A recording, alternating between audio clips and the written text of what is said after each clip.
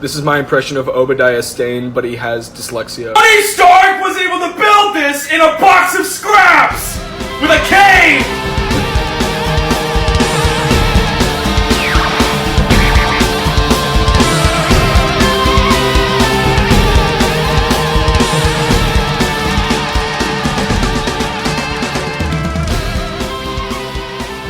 Hey, fun fans, it's We Enjoy, and we are accelerating into Speed this week in the main event. 1994 Speed. Eric, Speed is so goddamn good. It's great. It's so good. Like, I know this is probably sacrilege to many people, especially after we've endured a decade of Die Hard is a Christmas movie rhetoric on Twitter and social media.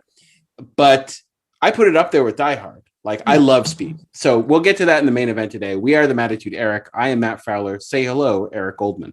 Hello, everybody. I'm excited to talk about Speed. But not do Speed because drugs are bad. Stay in school. I was just listening to the episode of, I've mentioned this podcast a lot. It's like I'm being paid to, but I don't. The Zach to the Future podcast.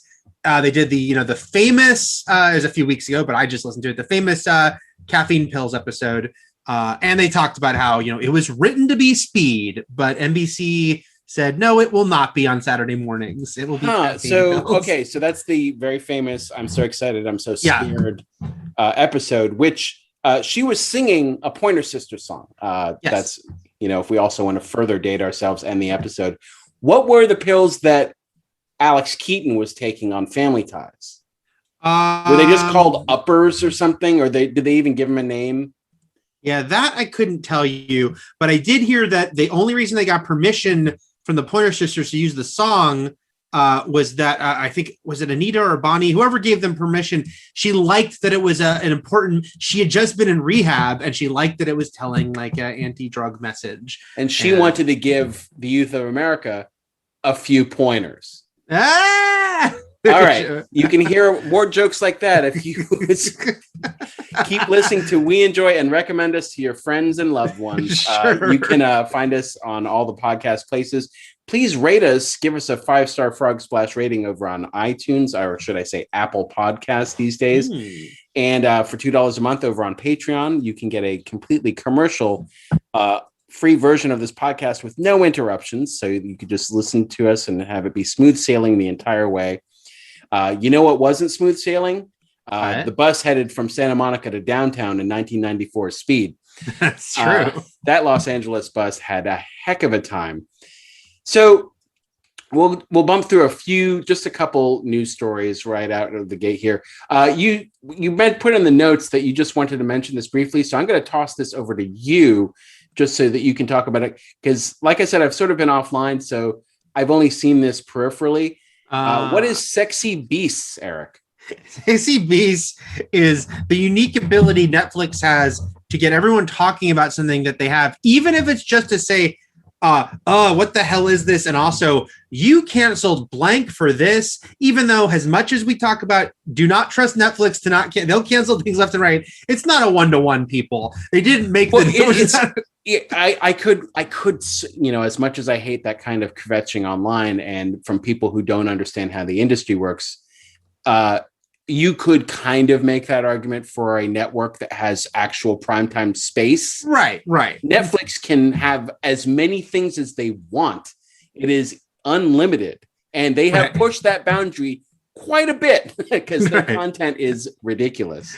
So it's not like they had a lever, and if they pushed it one way, Jupiter's Legacy comes back, and the other way, Sexy Beast gets greenlit. Well, I doubt Sexy Beast costs $200 million. No. And again, I mean, that's the thing is like, yes, cheap programming, everyone loves it. And cheap programming, everyone talks about. People love it even more. Of course, this is the bastard child of The Masked Singer, which I've never watched, but was a big hit.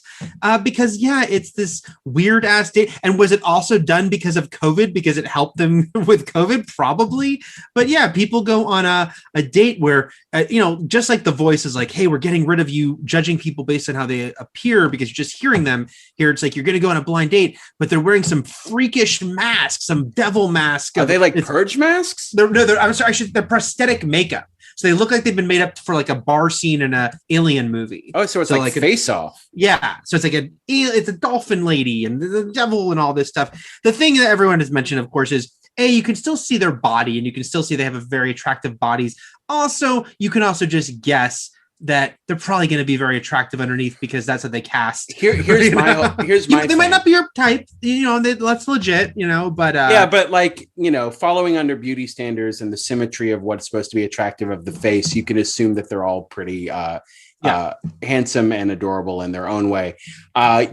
You understand they're hot. The way that you get around that though, Eric, is they have to continue to date and never actually unmask or take off that prosthetic makeup. She has to continue being Dolphin Lady the entire courtship. Right. They do show one couple. Then it's just a kink, by the way. No, I mean, there's been a lot of good jokes today. You see them you see one couple in the trailer do kiss wearing the prosthetics, and then someone's like, "Hey, if I won't feel satisfied by the show unless they show one couple hook up wearing those prosthetics." They just don't care. Good gravy. All right.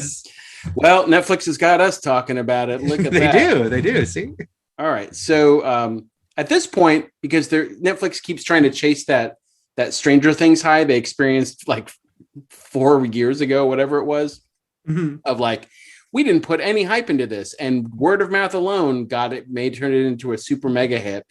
Now they're just coming up with like the most ridiculous shit possible to get that buzz going. Right. It's we'll get people talking about it. We'll get word of mouth. You never know. All right. So speaking of beasts, maybe equally sexy, maybe more sexy than sexy beasts.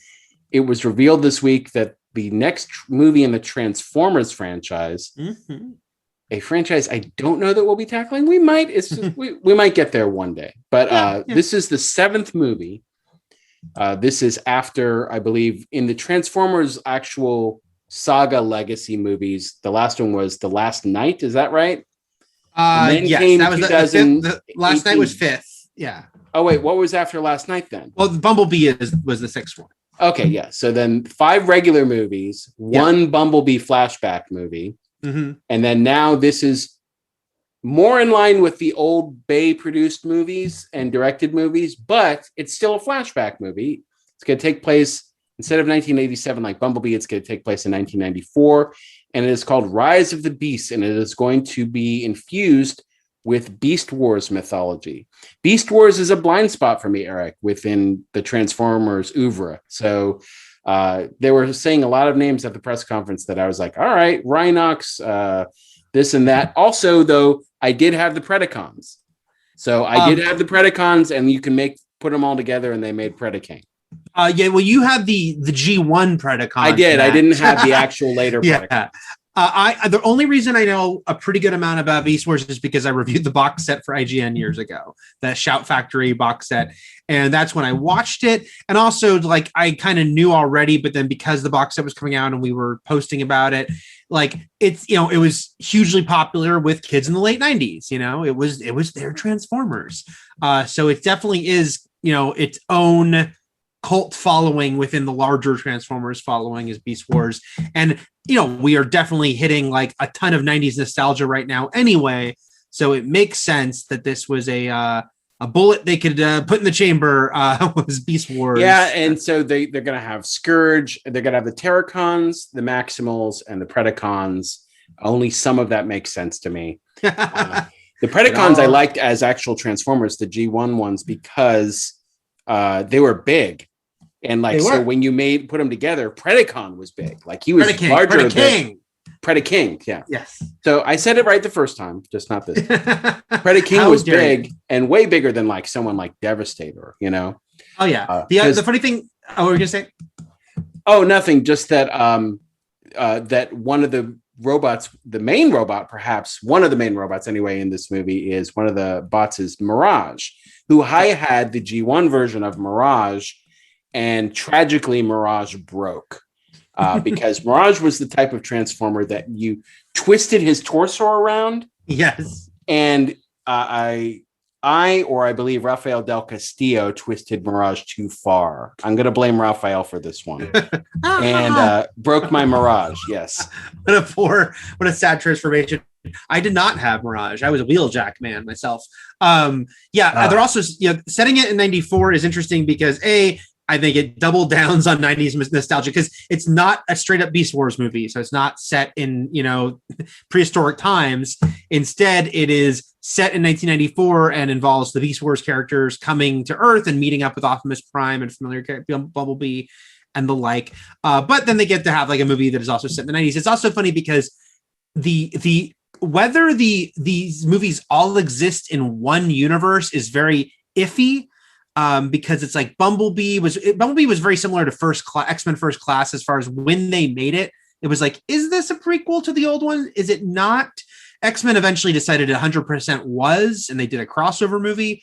But now it's funny because they're like, well, we set in the 90s for a few reasons, including not to have it be in the era of the Michael Bay movies. So it makes you think, because it's the same continuity, but it's not. They're not committing to that. So it's just kind of a weird, loose thing at this point. I wonder if this is a huge hit, how much they'll commit to it. You know what I mean? Right. Like they'll make their decision afterwards. Yes. Yeah. I know. I think that's honestly what it is. I mean, hell, I love First Class, but it didn't do that great because it was coming after two bad movies. And so they did Days of Future Past. I think one of the reasons was because, First Class was well received, but it wasn't a huge hit. Let's do the big crossover movie. And that went very well for them. What songs from 1994 do you want to hear in this movie, Eric? I want to hear Speed by Billy Idol from the motion picture Speed. Speed, give me what I need. Speed. Oh, yeah. The speed. I bought that song this week. I've listened to it about 6 times, but I couldn't tell you any of the lyrics except Speed. First of all, they probably have to play Sabotage, right? I mean, Star Trek did it, but that's okay. They'll still do it. Yeah. They can reclaim it. It's fine. I mean, how many it was received poorly in Star Trek, so why not use it in something where only by some? But hey, if holding out for a hero, it. I didn't receive it poorly. I received it well. You did. If holding out for a hero could be in 90 things in the same week, then certainly there's room for Sabotage. What about Craig Mack's Flavor in Your Ear? I'm thinking about all these songs that they could use. What if it just opens with Tori Amos's Cornflake Girl? What if it's Nirvana Unplugged for the whole thing? My girl. That's right. We'll see. All right. It's the director of Creed 2. So another new director. Was it Stephen Cappell Jr.? Am I remembering that correctly? And so we'll yes, see. Because they kept wanting to say Cable, but it's not a B, it's a P. All right. So we'll see his take on it. But I really liked Bumblebee after hating all the Transformers sequels. I still think the first one's pretty good with some issues. But then Bumblebee was fun. So let's see if there's another good one. We'll find out. I don't think I saw any after. Actually, I did see 3. But I didn't see 4 or 5. I didn't see anything after the Shia years. They were it would be interesting to rewatch. They're insane. They're just. I remember 3 had a building collapse that was pretty exciting. But 3 is the best of the sequels. I will say you saw the best of the Bay sequel. Okay, so I'm doing pretty well. But I also like Bumblebee. I did see that one. Yeah, Bumblebee's good. All right. Speaking of buildings collapsing, this tower is full of terror. That's not a good segue, but Scarlett Johansson is now joining forces with Disney to produce and star in a movie adaptation of the Tower of Terror amusement park ride that you can find now only at Walt Disney World's Magic Kingdom. Actually, no, Hollywood Studios. Yeah. But formerly was at California Adventure, but it has now been reskinned to be a Guardians of the Galaxy version of that ride, which is basically sort of a souped up free fall ride if you have not been on it. It's also but Tower of Terror is still also in Paris, and there's the one I've been to in Tokyo, which is not the Twilight Zone Tower of Terror, but it's a totally different setup, but it's still Tower of Terror. So it still exists at multiple parks, and that's the thing is it's not going to be Twilight Zone Tower of Terror. It's going to be an original concept that's just using the Tower of Terror idea. The funny thing is, this is the second time Disney will be doing that. There was a TV movie in the late 90s. In 97 with Steve Guttenberg and Kirsten Dunst. Yeah. So this will be a shot-for-shot remake of that. We can only hope. They're just going to Gus Van Sant psycho that shit. And it's being written by Josh Cooley, who has a huge Pixar history. Like he was involved in a ton of Pixar movies, including Toy Story 4. And so, I am hopeful. I like the combination of people involved. I think some people were like, isn't this weird that they're doing this after they close the Disneyland one? I'm like, yeah, but there still exists at 3 parks. And also, that I forget what it's called, but there's that new docuseries this summer that The Rock is producing about Disney theme park rides. And notably, one of the episodes is about Tower of Terror. So they still want Tower of Terror to be relevant. It's not in California, but it's still at freaking Hollywood Studios. It's still huge. It's still at their biggest theme park. It's still at 2 others internationally. And everyone always wonders, it is interesting that Tower of Terror is the last ride at an American Disney park that is a licensed property with CBS for Twilight Zone because they bought Lucasfilm and Disney. So Indiana Jones, Avatar, and Star Wars all were licensed rides. They were previously, yes.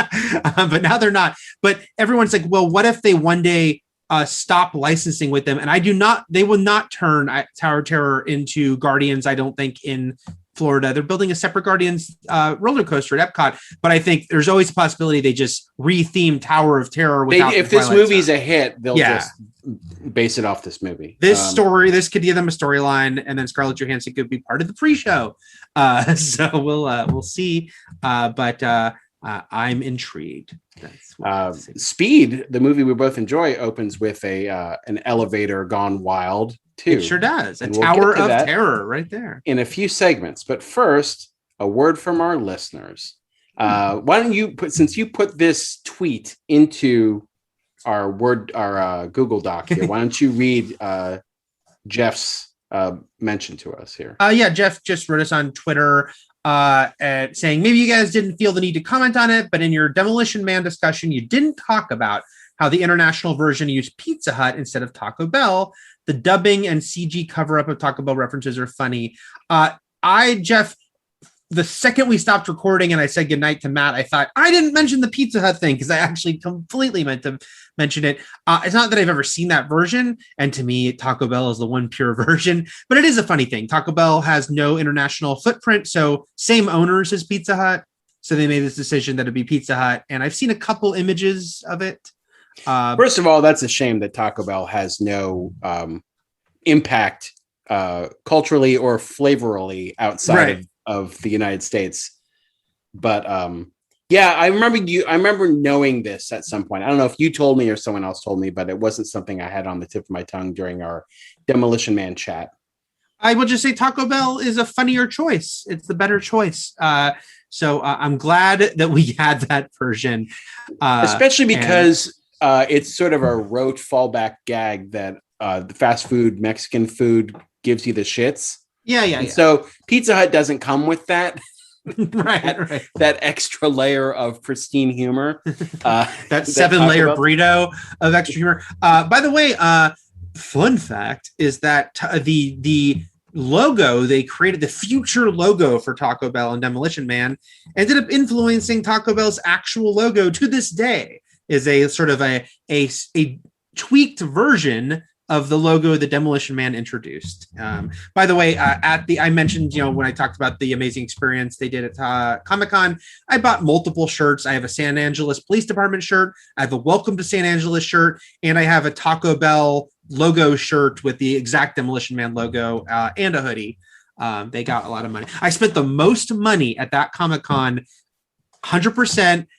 At that Taco Bell, like more than I spent at the Funko booth, more than I spent at the Taco Bell store. Honestly, no regrets. No regrets at all. You said, wish I bought more. In Phoenix, it was the greatest day of your life. That's right. It's the greatest day of my life. Yes. Okay. Our next message comes through our email. So you can email us at weenjoypodcast@gmail.com. This comes from Michael from Tennessee, or Bob_Michael from the Twitter machine.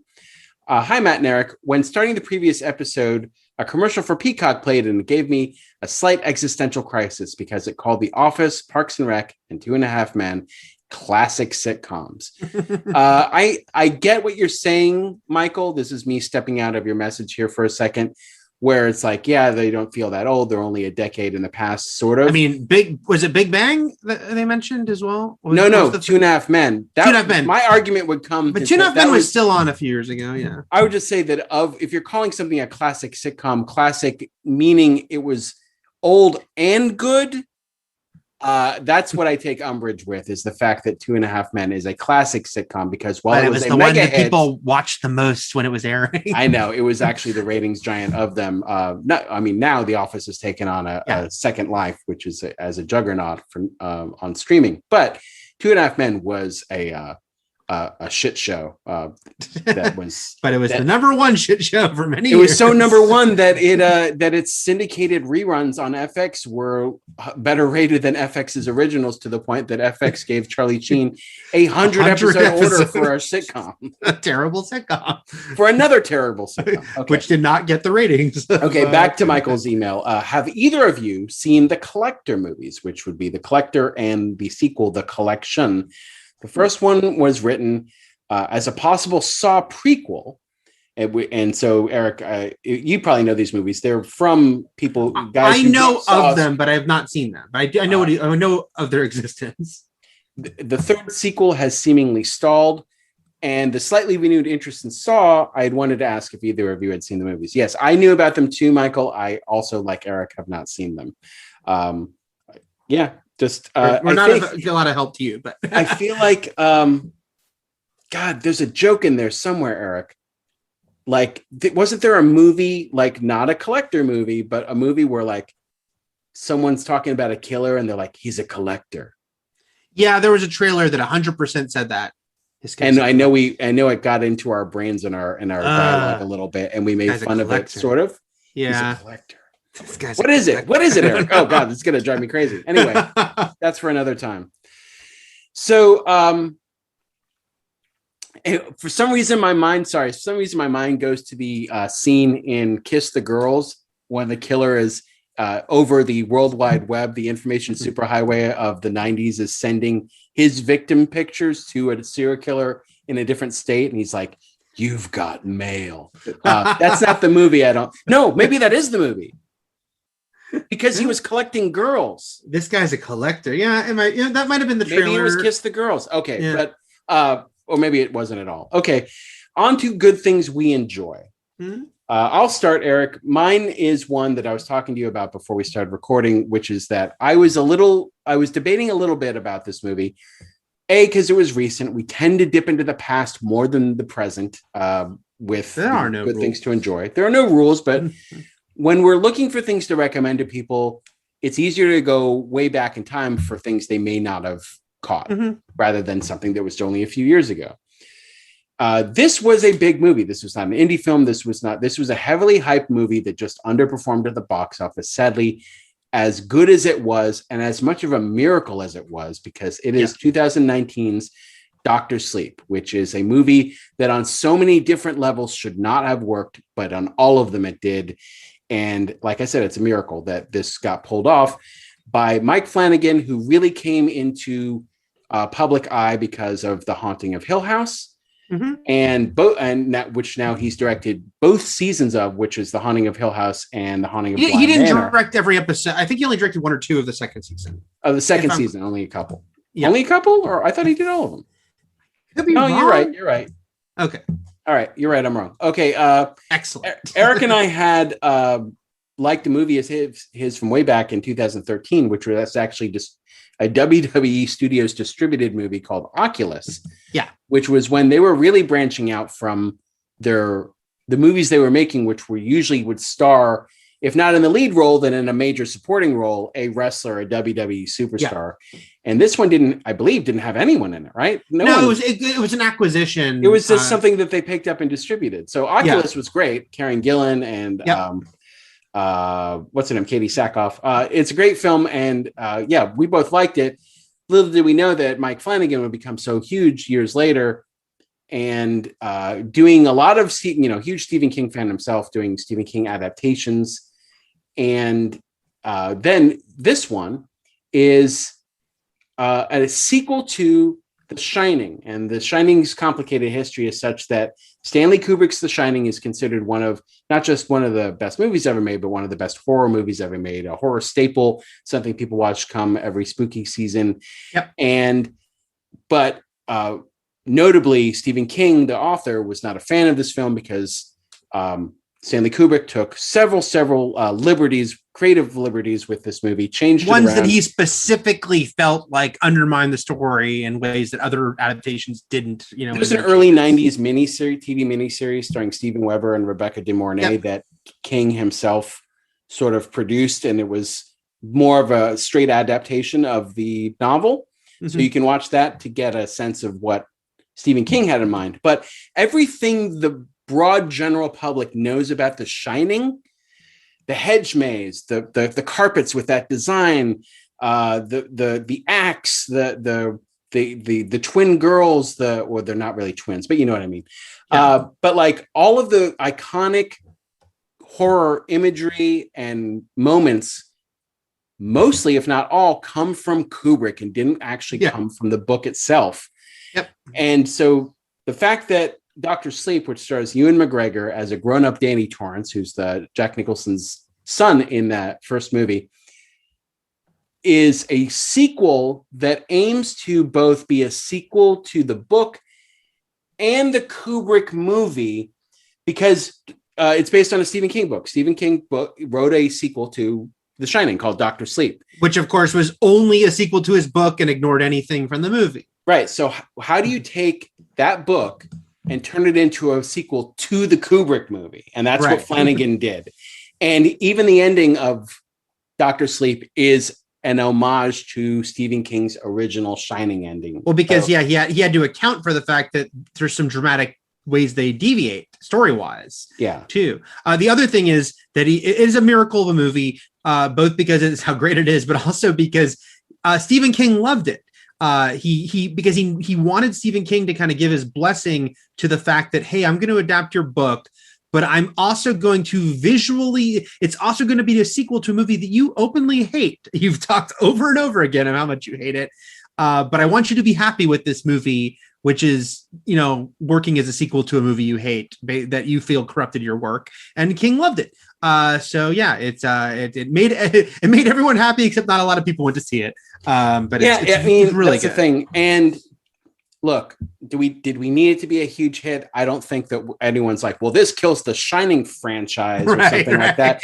The fact that this got made in itself made and is really good. Is enough from me. And I love this movie so much. And I haven't even seen what is said to be the even better version of this movie, which is the director's cut. Which I'm dying to see. I love the original version just fine on its own, to the point where me as a non-cord cutter, if this is playing on HBO, and by the way, you can watch this on HBO Max, I have this movie on in the background. I don't even think this movie is particularly scary. Mm-hmm. I just think it's a great fucking movie. Like, there's nothing about this that's like, oh, this is a great horror movie. It's kind of not. It is just a great story and a movie and a great follow-up to The Shining. And it stars Rebecca Ferguson. It also has some great stand-ins for, Carl Lumbly is now playing Dick Halloran, who Scatman Crothers originally played. They've got another actress playing. Who is it who's playing Shelley Duvall's character? I'm blanking because I've seen Alex Esso. Alex Esso plays Wendy. These are just side characters, but in more larger characters, it's got Cliff Curtis. It's got Zach McClarnon. It's got Bruce Greenwood. It's just got an amazing cast, and it also has Kaylee Curran as Abra Stone, who is sort of this new girl with The Shining, and Danny Torrance helps her evade these sort of shining sucking vampire gypsy nomadish type tribe that has existed for centuries. It's a great movie. It's a great movie. And the only other thing I'll say before we say my thing is that Flanagan is just a great horror director in general, to the point that he made a freaking great prequel. I was going to say sequel. It's really a prequel to Ouija, which is just a super bland movie. But Ouija: Origin of Evil really good. And it's kind of worth watching the first Ouija just to have a couple little connective tissues to it. But yeah, pro Flanagan, pro Dr. Sleep. Pro Flanagan. During spooky season, I will probably wind up recommending Hush, which is a movie that's even better than the movie I recommended last week, which is Alone, which is a movie I really liked so much that I recommended it. But Hush is another great woman alone versus a psycho, sort of contained in the woods story, like with a couple extra twists. So starring Kate Siegel, who would go on to be Flanagan's wife. I don't think she was when they made that. Maybe she was. I don't know this story. I don't know this story. Eric, what's your good thing to enjoy? Mythic Quest, which we're talking on Thursday. Oh, wait, we're talking on Wednesday night. The season finale is this Friday. I watched a couple episodes of Mythic Quest last year, but then I really caught up on all of it this year. And because I liked what I saw, it's certainly a very likable cast. The pedigree of this show is a lot of Always Sunny people, is co-created by Charlie Day and Rob McElhenney with Megan Gans, who was a big writer on Community, who then wrote on Always Sunny. So the three of them created this show together. It's they're the production company that they have with Glenn Howerton, although he's not actively involved in this show. Do this show, and Rob McElhenney. Am I saying his last name right? Yeah, McElhenney. Sure, he's the lead. And Danny Pudi from Community is in it. David Hornsby, who's another Rickety Cricket, who wrote for Always Sunny for years, is a writer and producer and one of the stars of this show. So a lot of transfer there and people you like. And I liked the first couple episodes, but then I kept hearing, oh, this got great. And I checked it out and I agree. It is, if you've heard about it at all, you probably know it is set at a video game company studio making a video game. Mythic Quest is the name of the game within the show that has been their big long-running hit that they're always trying to update.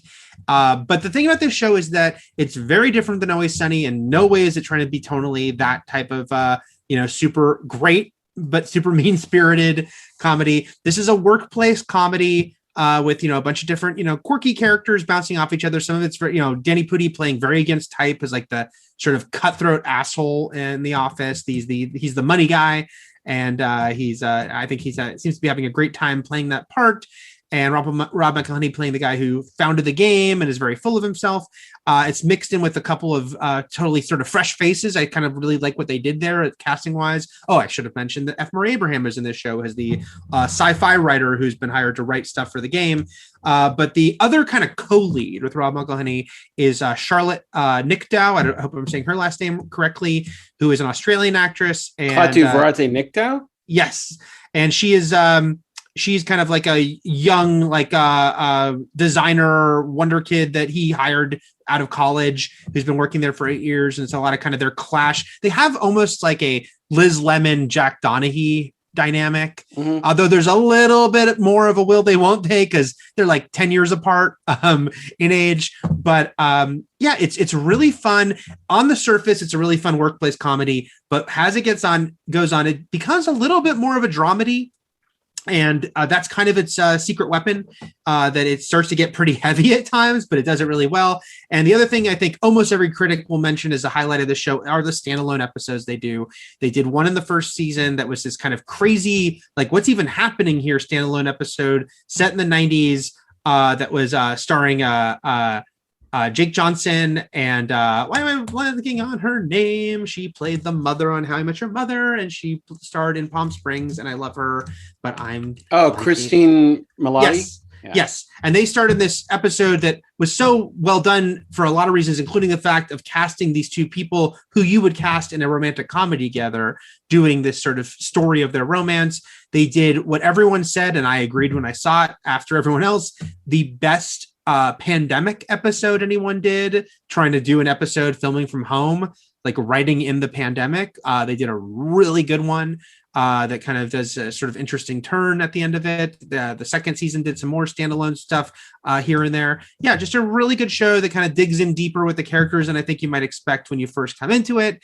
And so I wouldn't even say it's like it's funny, but I wouldn't say it's like hysterical. Its strength is more like you like these, characters, or like seeing them bounce off each other, and then it kind of gets a little deeper as it goes on with them and what their sort of neuroses and what motivates them. And yeah, I really dig it. Eric, and with another hard to binge Apple TV Plus entry that's you're making it difficult for me. I know. I've heard the same thing. I can't get Apple TV Plus. It's too much. Yeah, I gotta still watch Central Park. I gotta, I mean, I do at times get screeners to these things, if not all the time, but that also requires me pushing several buttons and watching them on screens I probably don't want to watch them on.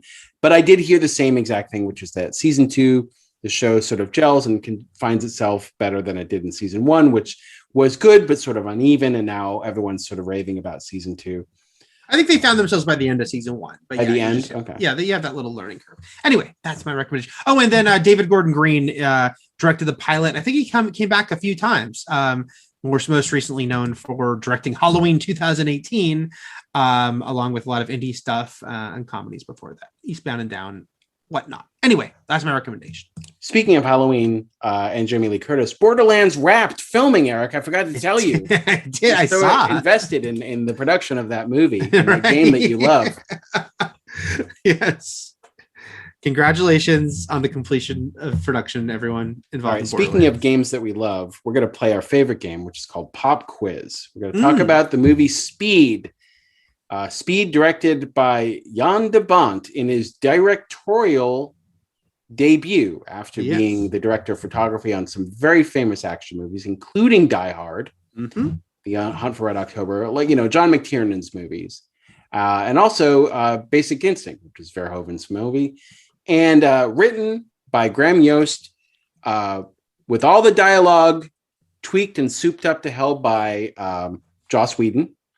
I mean, the thing is, it's really written by both of them, to the point that Graham Yost goes out of his way to say, he does. Yeah. Whedon had a writing credit on this movie that got removed by the WGA arbitration process, which is a very mysterious process.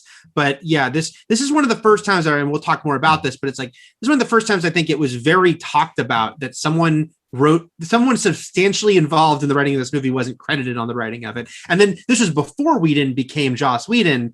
Then of course it became even more of like a big deal that he was like this uncredited writer on this film.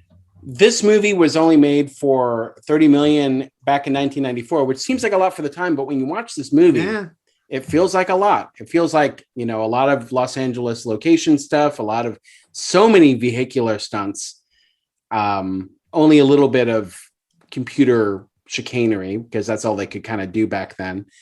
I would say 30 million. Yeah. Even for the time, like Die Hard 2 came out, 4 years before, and that was like over 60 million budget. I'm saying this was like a really well made, I'm sure no one pulled in a fat paycheck for this movie. No.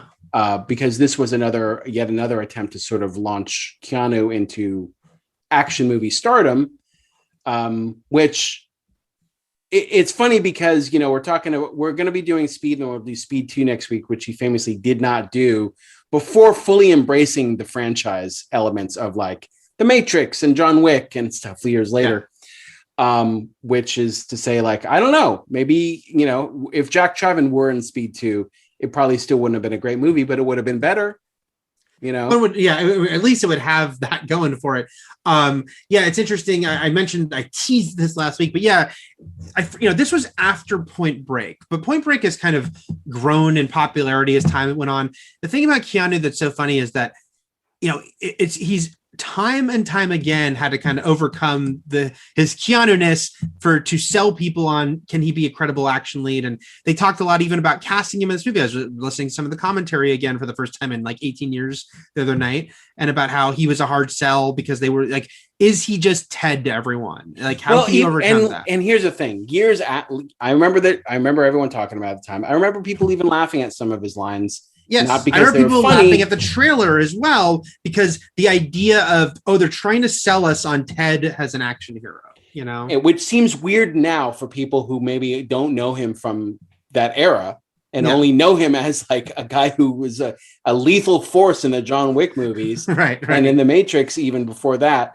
But imagine a time when this guy could hardly catch a break because of the Bill and Ted movies, and also just because of his and River's Edge to some degree, but also like even in this movie, there's that line where he's like, I don't know you, man. Let's not do this. Like, we're just two cool guys. It's his speaking voice. Frank. He is a good actor. I want to say this carefully so people don't think I'm disparaging Keanu. I think some of the adulation in recent years has probably gone a little too far, only because he's a very good actor. I will say he is limited. Some of it in that just the way he speaks, his bearing is so contemporary. Whenever he does a period piece, it's a super hard sell, both because of how he seems. Like, should he have been cast in Coppola's Dracula? No. Neither should have Winona Ryder. But right. Neither of them should have. Right. I mean, he's struggling there with that British accent. It is funny though, because I remember when he did Devil's Advocate, which is a few years after this. Coming to terms with the fact that he does a terrible Southern accent in that movie. It's very funny. Keanu Reeves trying to do a Southern accent, but he's giving a good performance. But you have to kind of parse through the fact that he's giving a terrible accent. He can't get rid of that California sound he has to his voice. I couldn't either. So this movie actually came up a month or so ago on Twitter that I didn't realize this, but there was a Twitter meme going around. It's sort of a thing that we would all participate in. It's like, show movie characters best I know I'm gonna die face. Yes. And I added to it probably a day too late, which means a day later. I added Harry Temple's face, Jeff Daniels from this movie, not knowing that that's the face of the original tweet that this was based like that the entire thing was based on somebody tweeting out a picture of Harry's face before the house blows up. Right, so because that this movie is great. This movie is very memorable. I saw this movie many times in the theaters, and that moment when Harry's death really stands out. It's a big moment in my cinematic history. And so as it was, I guess, for a lot of other people, including the person who started that whole Twitter trend. But the last thing I want to say before we should dig into the movie is, it's just funny with Keanu to remember that. I remember it's a great trailer, but I remember some people would chuckle at the trailer because, they're trying to sell Keanu as an action hero.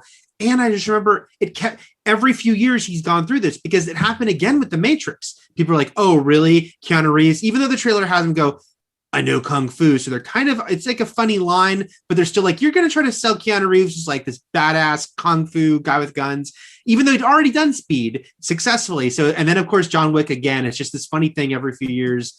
Although now he's done it so many years and so many people know him as John Wick, which has now become his kind of defining role of this era, that I don't think he has to prove himself for the fourth time. I'll say this much, is that one of the reasons I saw this movie so many times in the theaters, and this movie made, off $30 million, it made like $350 million. It was a huge hit. Massive hit. Not only is it just fun, there are a lot of elements contributing to that. Like the premise is great. Like the action sequences are great, but also women be loving Keanu. Like I went and saw this, not just with my roommate at the time when I was going to UCLA, Shauna, but our friend Joanne, and they kept wanting to see this movie, and I was all for it. I wanted to see it again too.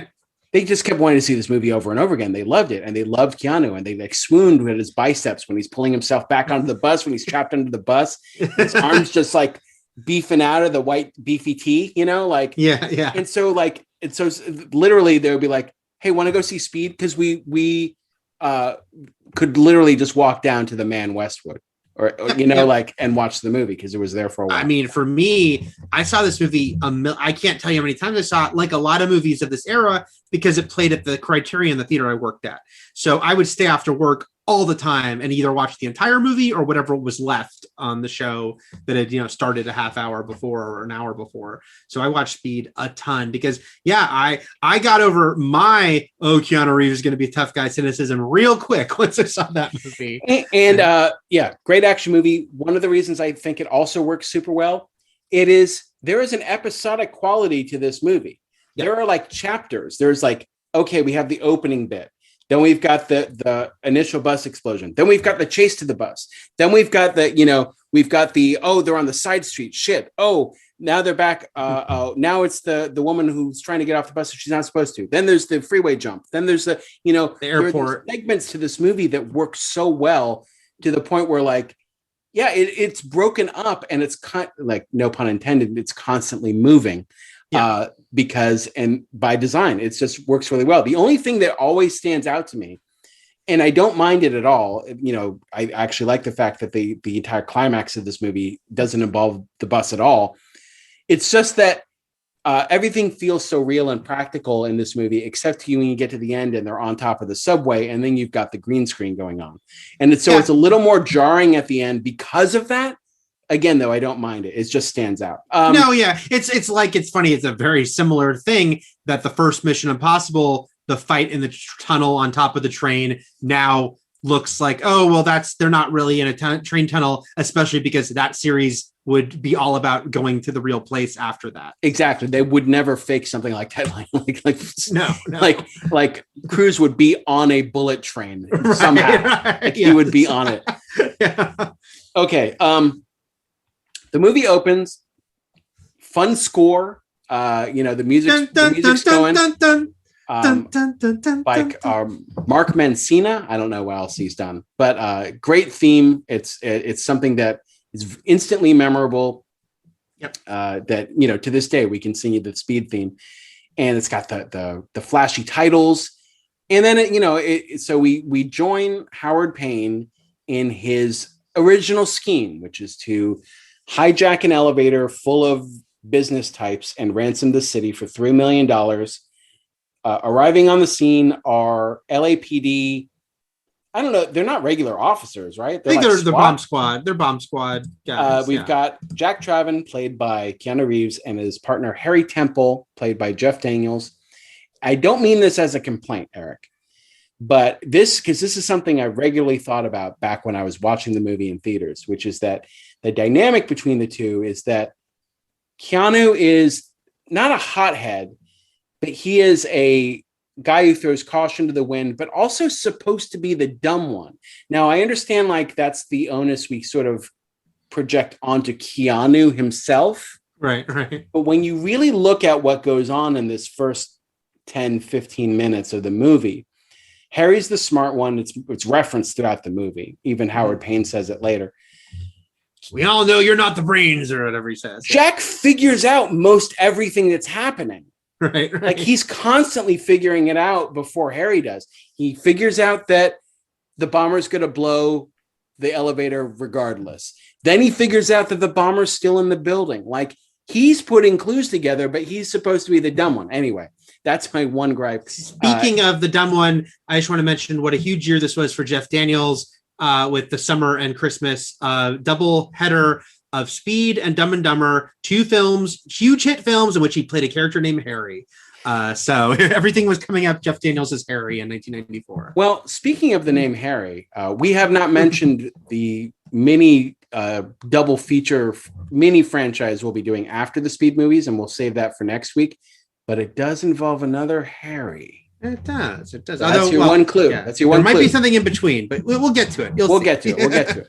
It'll be the next sort of mini franchise. Okay, so then we've got a bunch of people getting caught in an elevator, including what's his name, Patrick Fischler. Patrick Fischler, who you know from a million things. He was a regular customer of mine at the Pete's on Main Street in Santa Monica, and his character's name, because it's mentioned, he's like, Bob. It's like, what button did you push, Bob? 2 lines of dialogue. But he's not credited as Bob because, strangely enough, Bob is also the name of the bus driver who gets blown to hell like 5 minutes later. So this was very confusing. That's the actual Bob. This is some other Bob.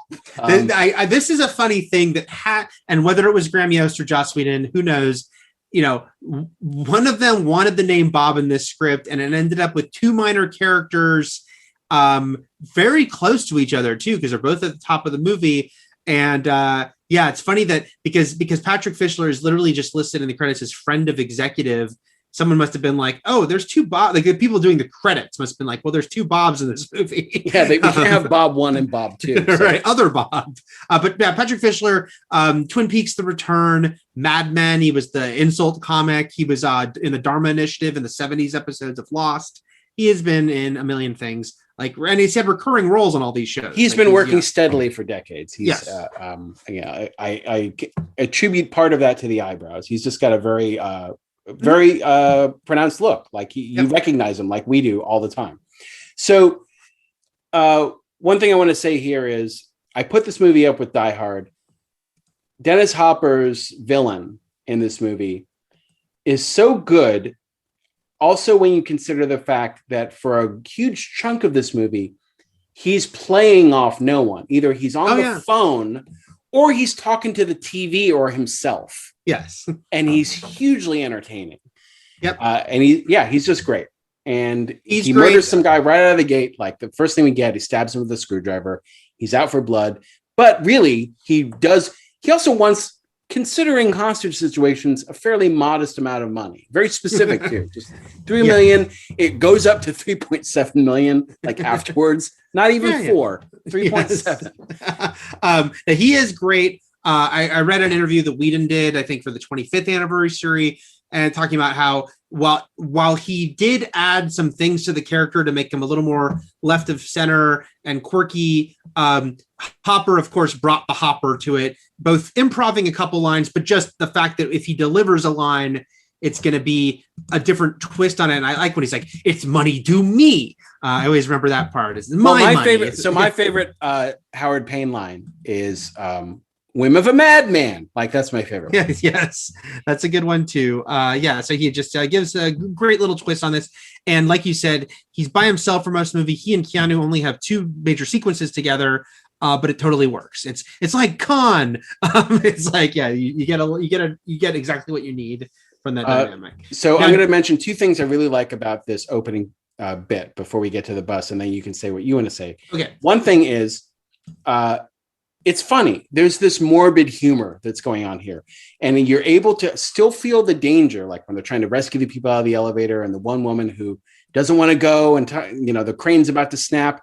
And they managed to get her to rescue just by screaming at her. Like, that's my favorite tactic. Come on. And then she does it. Right. But it's funny. Like, the lines are funny, but it's a good balance of thrills and humor. And that works really well. The other thing I really appreciate is the pop quiz moment where they're just sort of biding time. And Howard Payne overhears this, and it's used later. Harry's like testing Jack. Jack's like, shoot the hostage. By the way, we don't know what the correct answer to that situation is, and we never will, because Jack says shoot the hostage, which is not the right answer, and then we don't get any more.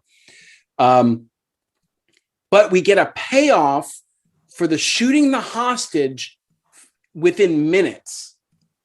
Like, usually that would be say for the end of the movie. Exactly. Yeah. We get a payoff within a few minutes. So to the point where this opening sequence acts as its own short film. Like, you could take this out of Speed, call it something different, and it's a mini action movie. Yeah. You know what I mean? Like, it's got a setup, it's got the pop quiz payoff, the shooting the hostage payoff, and then it's over. So that it works so well as an intro because it feels like its own thing, complete with its own little arc.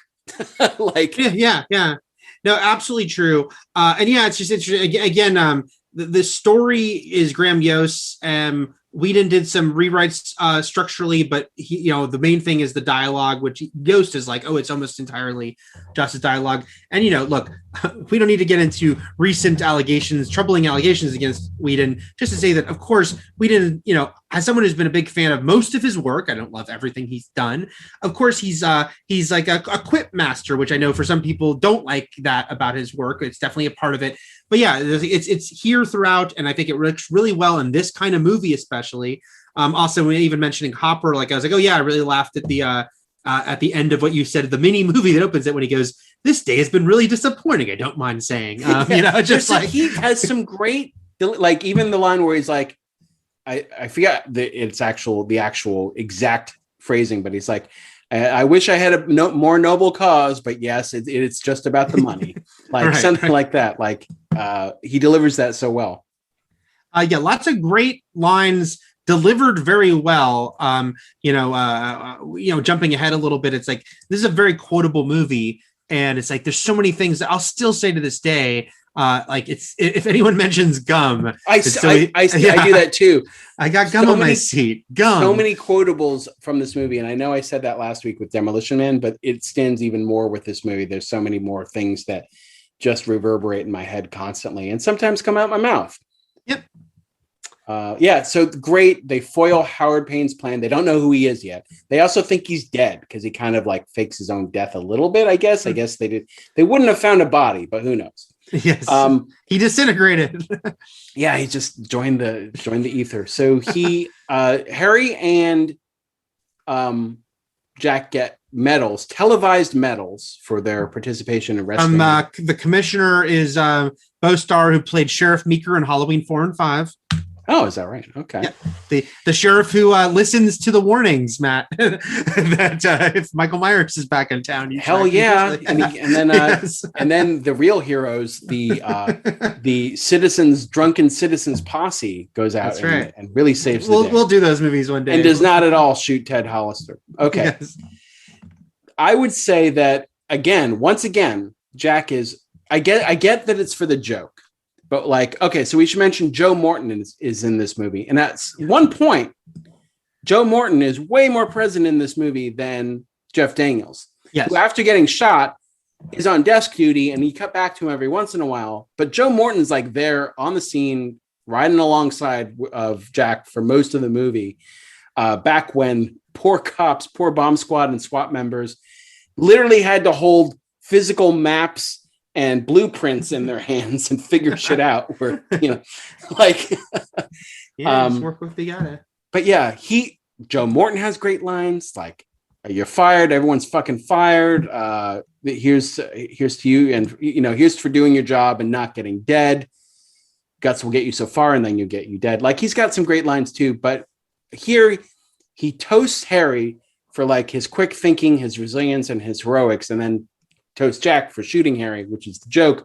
But once again, I insist that Jack solves most of that shit and Harry didn't. Right. All of that, everything that was initiated was Jack's idea. Right. He's just not getting the credit. Just like Keanu doesn't. I don't know if you saw that one thing Whedon talked about sort of rewriting Jack was taking him away from in early drafts being way more of like the young maverick hotshot. And then having a conversation with like some real experts on like bomb squad people and them saying, well, these guys are always extremely polite. And that's what Whedon really liked. And that's why he says ma'am a lot. Mm-hmm. And he tries to like relate to people. So there's little remnants of the hotshot Jack there, but the early drafts were way more hotshot Jack. And then it became more of, and I think Keanu works better anyway as polite Jack. He does. And also kudos to the casting directors who and we know that it was a last minute substitution on Demolition Man, but pairing Sandra Bullock, who's so good and so charismatic and can switch from funny to dramatic in a blink. Yeah. She's amazing. Pairing her with these good actors who, as you have said, are limited. And we're talking about Sylvester Stallone too, who one would also not cast in Coppola's Dracula. Right. These are good actors who have, you might say, a lane. Yes. As long as they stay to that lane, they're very good. So you take them and you still pair them up with Sandra Bullock, who's good in any lane. Yes. And it's just great. The chemistry is amazing and works super great. She is Annie. I actually had to look up her last name because I don't think I knew it really. Annie Porter in this movie. And we get right into the main plot. Jack, after a night of drunken revelry, he's getting a latte and a bran muffin. A quick scene shows you that he is, again, polite. And also he can relate to the working man, the bus driver, who's like, hey, last time I had a night like that, I woke up married. Ain't that right, Vin? You know, that guy. Yes, Bob. Bob the bus driver, who Bob instantly blows up on Santa Monica Boulevard. And then we get the phone call, the pop quiz. Great shot of the reflection in the phone. Again, you have a director shots, here who's a great cinematographer making his debut as a director. And Jan de Bont, what a debut as a director. Sadly, kind of diminishing returns in the movies he would direct after this. Yeah, each one kind of lesser. But hell, if this is the only movie he directed, it would be fine because he did such a good job with it. Someone on Twitter a while ago, and I don't remember who it was, but I know it was a she, her, said that they just now noticed that Keanu starts the movie, talking about after the elevator sequence, starts the movie with 3 layers, and every act he loses one.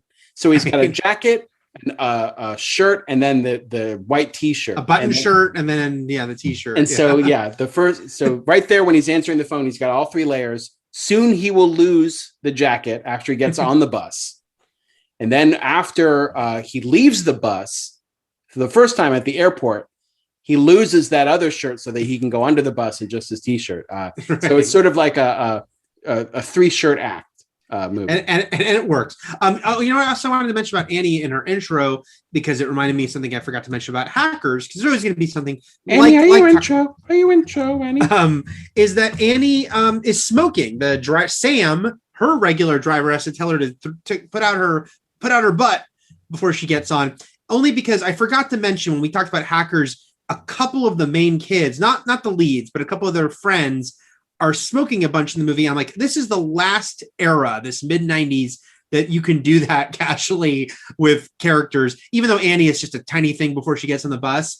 But it's like, we're just about to get to the place where it, like studios, if a character smokes, it's either they're like a specific time of like old timey detective, or it's going to be talked about like you should stop smoking or it's a problem.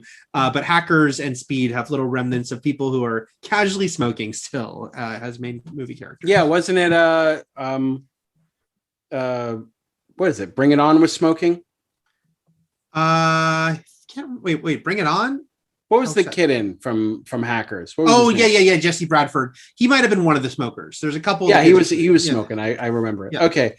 Janine Garofalo, back when she was doing stand-up, had a little bit of part of her routine where she was making fun of Speed because she made fun of mass-approved pop culture things. There's things to make fun of in this movie. But her thing, I think, is that I vividly remember her making fun of was the fact that Annie knew her bus driver's name. Anyone would know, like, yeah, Sam the bus driver. It's a very movie thing. I'm not saying it never happens. I'm just saying movies would have you think, even today, there are people I know at Starbucks, hey, but it's very rare that I know their name, like we're that familiar. It's more just Annie also knew Helen. Yes.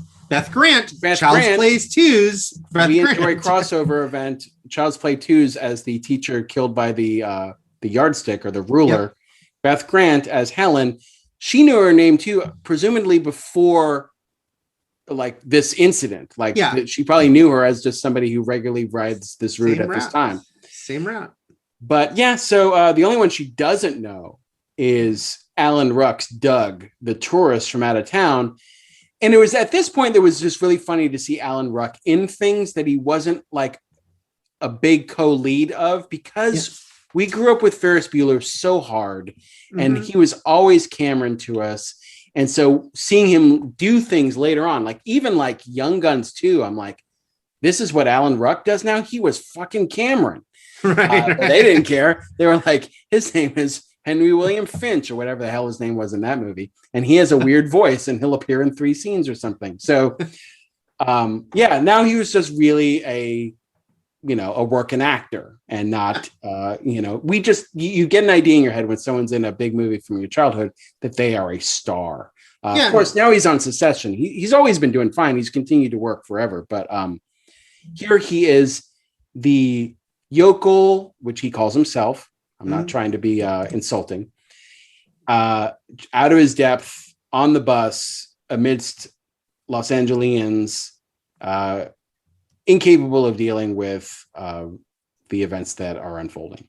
And this sounds like maybe the most dramatically rewritten character by Whedon.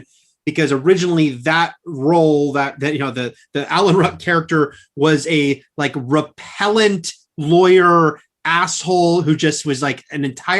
You mean asshole. The character from Jurassic Park? Yeah, and then I think he died. I think he got a death. So he's a dork, Alan Ruck's character, but ultimately sympathetic. And I forgot that he survives. I remembered in my mind that he almost dies, and I thought he did die. But no. Yeah, the only one who dies is Helen. Because I think in the original scripts, when that character was a repellent lawyer, he did die there, and everyone knew it was. No one was sad about it. I mean, the audience, we were not supposed to be sad about it if he had died of that. Yeah, he almost did. He got dragged a little bit, but that it was more of a bonding moment where everyone sort of came together after sort of universally resenting him on the bus, but they saved him anyway. But yeah, that's where the there's gum on my seat line comes from. Yes, because of Alan Ruck and his just his the white male privilege he has of just being able to just talk to a female stranger and expect a conversation. All right. So then we've got the first not the first, but the next chapter, which is Jack knows what the bus is. He couldn't catch it. He actually tries to catch it on foot. No one can hear him. They won't let him in. So he very violently commandeers a vehicle by sticking a gun in the driver's face. But then that driver quickly sort of starts smiling and enjoying. He rolls with it. Yeah. Yeah. They're enjoying the risks that he doesn't have to take, but as someone else is taking. It's a fun sequence that works. I don't know the actor, but he Glenn Plummer, I believe. Glenn Plummer. Who I've seen him in a lot of things, right? Yeah, he's like I think he's got a bunch of TV credits, looking at stuff. Like he's popped. Oh, you know what he was in? He feels very familiar to me though. He is. Oh, he is. He's Jericho 1 in Strange Days, and he Saw 2. He's Jonas, so he's like one of the guys in. I can picture him in Saw 2. Yeah, I remember him as Jericho 1 in Strange Days, a movie that we will probably do at some point in our main event. But he's part of the game in Saw 2. Saw 2, yeah. Okay. So we've got our cast of characters on that bus, mainly Doug. Let's see, who else? Doug, Gigantor, or as he goes, Ortiz. Gigantor, yes. A reference that probably would still play today, I think. Maybe. I don't know. Maybe. And Terry, I think, is the annoying guy with the earring who's always like takes things out of context and wildly overreacts. And then there's like a bunch of elderly people. Who kind of sit and like and like nurture each other or knit or something or clutch their bag and stuff like that. Yeah. And Sam is shot. That car chase is fun. You right away you feel this premise was kind of mocked back in the day because it seemed so silly, like the bus can't slow down. It seemed very heightened, very just like way out there, but it made for a thrilling, fun action movie. This movie is preposterous, but man, it works. It still works. Everyone sells it. Everyone's in it. Everyone gives it their all to the point where like not only do you overlook just the things that can't happen physically, like the bus making that jump, but the entire premise in general, to the point where after this movie, there were a ton of Mad Bomber movies. Yeah. Like Mad Bombing became all the rage. Well, that's the funny thing. This movie is 6 years after, still the remnants of Die Hard on a blank. This movie, I'm sure, was still a residual. It's Die Hard on a bus. And including getting Jan de Bont to direct it. But then this itself would then be influential. And I think premise-wise, the premise was always ingenious and easy to mock. So I think it's always worked on both levels. It's a great premise. It's also easy to make fun of premise. And yes, it doesn't matter. 1994 today, nothing has changed. In Los Angeles, the odds of that bus ever hitting 50 on a freeway, especially anywhere in between 8 to 11 a.m., because we were given is almost impossible. The local joke to be made is that Howard spent 2 years devising that elevator plan and then got ruined. And then very quickly he concocts this plan. This seems like a better plan. It's just as intricate, and yet it also relies stupidly on not only a bus reaching 50 miles an hour, but a bus being able to maintain 50 miles an hour, any ability to for do 2 that. hours, because there's a Yes. 2-hour window that he gave them. He's like, it's 8, you got till 11 to give me my money. Yeah. Even if that bus hit 50, 3 hours. Yeah.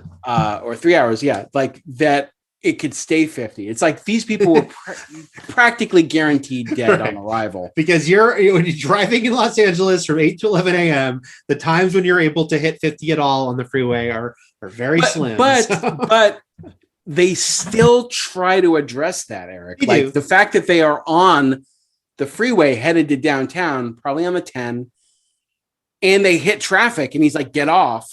Yes. Like they do address like traffic. They do their best. They do their best. It's just still like, but again, it's not like this movie completely worked and was a huge hit, because as much as we all made those jokes in 1994, didn't matter. The movie works. So you just go with it. So Jack finally gets on the bus. He meets everyone. Sam is shot by a criminal on the bus who thinks Jack's there for him. That's where the I don't know you, man. We're just two cool guys hanging out. Yes. Which in my memories, I used to misremember it as we're just two cool dudes because of Ted. Because of Keanu. Yeah. You added the dude. Yep. Oh, yeah. He's always got a dangling dude out there, you know? Right. So, but this is what puts Annie behind the wheel. And so this is when the movie really starts to click in. You've got Annie behind the wheel. She's great. And also feels very different, because while there were other, it's not like, most action movies had, some sort of love interest, some sort of prominent female. And even, in Holly and Die Hard is a good character and she's a strong character, but she doesn't get to sort of actively participate. Annie, because of what happens, takes over driving, and she's just much more a partner to Jack because of the scenario in a way you just didn't see a lot in action movies back then with the female. Yeah, Holly gets to her big moment is she gets to sass Hans Gruber, and she's like, "If you don't want us shitting in the floor, you're gonna take us to the bathroom." Right. Here, Annie is like Jack's second, because Harry is wounded by Jack's hands and on desk duty, to the point where at the end, toward the end, when Jack starts losing it after he hears Harry's been blown up, she has to pull Jack back. She has to be there, his rock, and be like, hey, we need you. Like, it's very powerful. Again, like the way that this movie can switch from preposterous to funny to dramatic, like just him screaming and reacting to Harry's death and then turning around and seeing the entire bus kind of looking at him. Yeah. Like, because he's been there. He's been there to assuage their fears. The fact that he's on the bus, the fact that he's always willing to try and put himself on the line helps them feel better. And now he's losing it. That is a great moment that's super rare, especially back then, for an action hero to even have when he's like, just literally says, we're going to die. Having a moment where he really just feels like all hope is lost. And I'm not even going to save any of these people. That's great. I don't know if we've mentioned that Graham Yost, who's had a very long career, best known at this point for Justified. So you have two guys. I mean, that feels, a lot of what you're talking about feels very Whedon, but it feels Graham Yost too. The shifting tones, being able to successfully drama, comedy, and action are two things both these writers would prove to be very skilled at. So it kind of makes sense that this movie is a successful, I say collaboration. They didn't work together, but they're both very complimentary of each other. Just a good use of both their talents with this film. All right. I'm just going to list off some of the obstacles that they overcome so that we don't have to go through every part of the movie. But they have to get off the freeway and go through streets, smashing up cars, no civilian casualties. This when we get the cons. Let's not do this, Con. Another big quotable moment. Yes. But like I was mentioning, Sandra Bullock's ability to sort of shift instantly. Like she's funny. She's got quips herself. And then the way she reacts to the moment she thinks she killed a baby, like she channels something else completely. And it's amazing. Yes. Cons. That's another thing that I'm sure has escaped my lips on more than one occasion. Oh, yeah. We've got that. We've got Joe Morton's Mac trying to get people off the bus. So the whole thing of getting Sam off because he's been injured. Meanwhile, Jack's talking to Howard the whole time while getting Harry Harold is, to get permission to get Sam off the bus. Harry is trying to figure out who this guy is so they could track him down. We've got Beth Grant's Helen almost getting everyone killed by escaping the bus herself, getting blown up and taken under the wheel of the bus. Then, Sandra Bullock's great reaction to that and just like she's crying and like sees sort of the actual consequences of what's happening. Then we've got the freeway isn't finished part. So, there's no internet back then and no way anyone would know because they just have the map. Everyone's fucking fired. The jump, which is absolutely ridiculous, because even when you look at it, awesome. It's awesome though. It doesn't matter. No, it's ridiculous. No, this has been this was like Mythbustered before Mythbusters, as far as like, people tried to disprove this left and right. Yeah. And then we're met with a resounding "we don't care," and because like you said, this is mostly practical, little tiny bits of CG, but like for the bus jump, which of course this wasn't jumping some giant chasm, but they did jump a bus, and they had to like take all the weight as remove everything from the inside to get it to jump as much as they could. There's so many interesting details.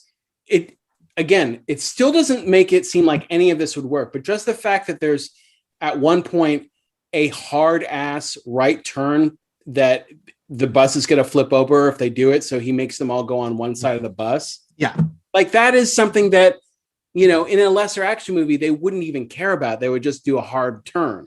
Well, we talked about this. I remember going back to Mission Impossible movies. I said, it's always great. I talked about with MI3 and the showing how the mask is made when they can sell you on by really like getting detailed on their nonsense. So yes, we can put ourselves outside of it and go, well, you still couldn't do that. But it's okay because if the movie's well done, you're lost in the moment. And I love that when there's details to the nonsense. Yeah, so, yeah. I like that there are dangers in this movie, big and small. Like big like the giant bus jump, but small like the fact that, hey, we need to turn onto the freeway, but it doesn't even look like a turn. It looks like a wall. We're gonna flip over. Right. Right. So then we've got they make it on the jump. They make their way. So they kind of do a not a circle, but they wind up back almost where they came from, a little further south. They kind of take the 10, they get on the 105, they head back to the airport, and they bust into the airport. At this point, popping their tire, which would become important later. Yeah. Because it eventually starts shredding and peeling out and messing up the bus. But then we've got Jack trying to go under the bus in a great, cool looking shot, like Jan de Bont acting up again. And like that whole like cart where he slowly goes under the bus. He can't do it. The tire fucks up. He winds up puncturing the fuel tank. They're losing gas. So things just compound and everything just works well. There's some also I wanted to bring up, there's some powerful shots too that, again, decades later still stick with me. When they're have to make that jump and the cops kind of have to stop and hold back, like, hey, and they leave Mac and the team behind, like watching them disappear, like while they have to make this jump themselves.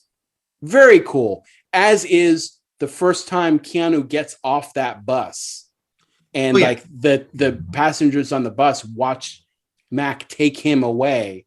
Like, I don't know how to describe it. It's just like, it just means a lot, the camaraderie on that bus is very powerful. No, that's the thing is like because you spend so much time with, again, yes, some of the people were given way more characterization than others, but you spend time with these people in a way you normally don't in a movie like this. Cause it's all, the hostage situation, the lead character is with the hostages for most of the movie.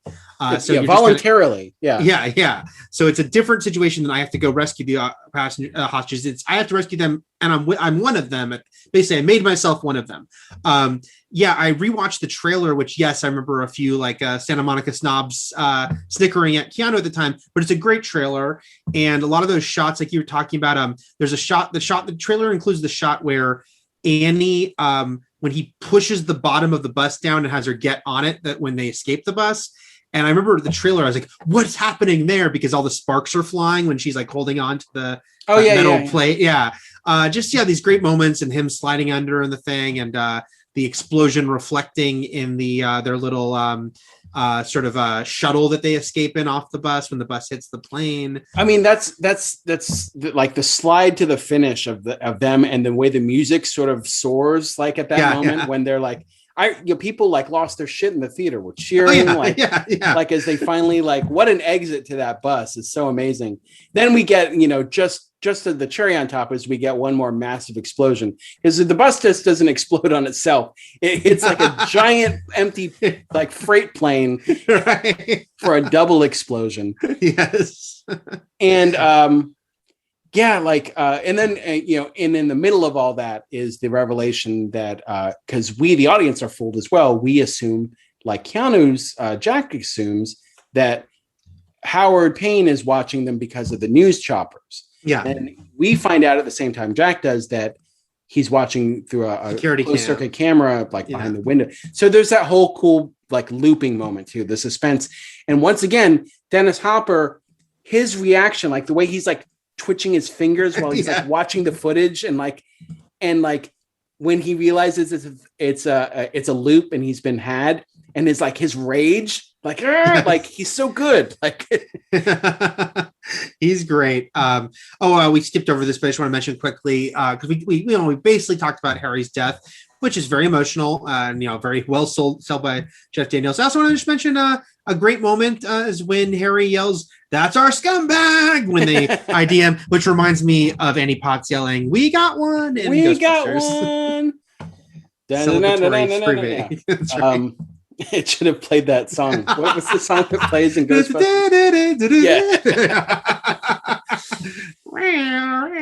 Okay, so and then this movie, it's interesting because this movie would be great without the subway stuff, and it does, though it feels a little extraneous to me, but I'm still with it.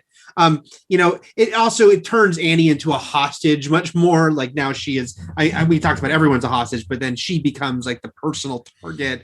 And because, you said, it's its own little sequel. But I still love parts of that. I still love parts of the end too, like because when he sits down he sits down with her, and again, even logically in 1994, they're not about to kill them both.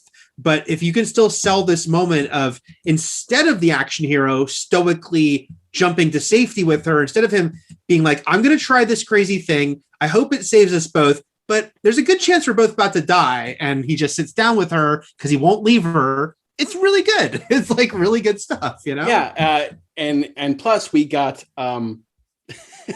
Dennis Hopper screaming, hopefully an ad lib of his, I'm coming for you, Jack.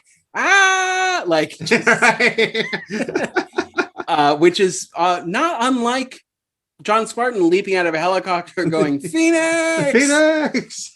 Another great Hopper line. This sounds very weird. By the way, the train driver was Richard Schiff. Richard Schiff, which is hysterical. It's very, very Whedon line when Harold says to Annie about Jacka, he's so persistent. He always gets his man. No, it's great. And also, it has the pop quiz moment that I was trying to think of when we were doing one of our podcasts with Liv Morgan about somebody, when we mentioned how in Child's Play, Andy saying this is the end friend isn't actually the end, even though it's a badass final line that's not really the final line. I was trying to think of another instance, and then I think I eventually did, which was this one where pop quiz does come back, and it's a cool moment, and it's used in the trailer. But then you realize it's completely immediately undercut by the fact that he's pointing his gun at Annie and he doesn't realize it for nothing because she's a hostage and Howard Payne has the upper hand and he thought he was cool and now he looks like an idiot. Okay. Also, it was funny thing. We talked about like tropes of 90s action movies, and we talked about the late 90s. LA will be a fire, tanks and fire, but also LA's subway system was brand new, being completed, and action movies couldn't wait to include it. So Predator 2 came out in 1990, and the subway was just being built, wasn't open, but Predator 2 set in 1997 had a big subway sequence. And then this movie 1994 had a sequence in the not yet completed. This was true to life, and that parts of the subway were done, but it wasn't done around Hollywood quite yet. But they included that in the film. People were just like, "Ooh, LA finally has a subway, and we're going to put our action movies in it." Hell yeah! And then the subway would become a huge plot point in the movie Volcano. That's right. That's right. I'm trying to think of other bomber movies. Blown Away immediately comes to mind as something that followed this. This movie also, because of Howard Payne, I think, popularized the dead man's trigger in a way that maybe hadn't been used in movies before. Yeah.